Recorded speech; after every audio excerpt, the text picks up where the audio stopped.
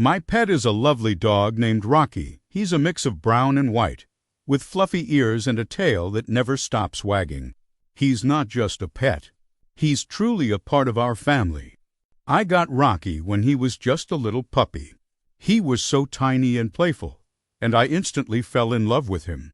Now, he's grown quite a bit, but he still has that same puppy energy, especially when it's time to play. Taking care of Rocky is a big responsibility, but it's also a lot of fun. Every morning, I make sure he has fresh water and a bowl of his favorite dry food. He loves to eat, and sometimes he even gets a special treat, like a dog biscuit or a piece of boiled chicken. He finishes his food so quickly. Sometimes I think he's secretly a vacuum cleaner. One of our favorite things to do together is go for walks. We usually go to the park near our house in the evening. Rocky loves to run around, chase after squirrels, and play fetch with his favorite red ball. It's a great way for both of us to get some exercise and enjoy the fresh air.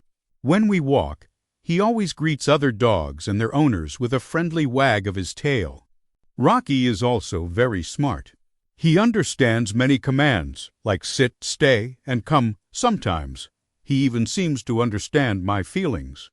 If I'm sad, he'll come and rest his head on my lap, as if to comfort me. That's why they say dogs are a man's best friend. Now, not everyone has a dog. Many people have cats, which are also wonderful companions.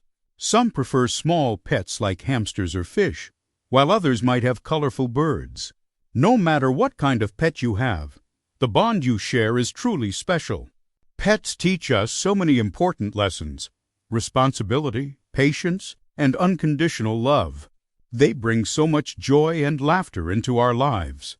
Rocky has certainly made my life much brighter, and I can't imagine a day without him. So, that's my story about Rocky. What about you? Do you have a pet?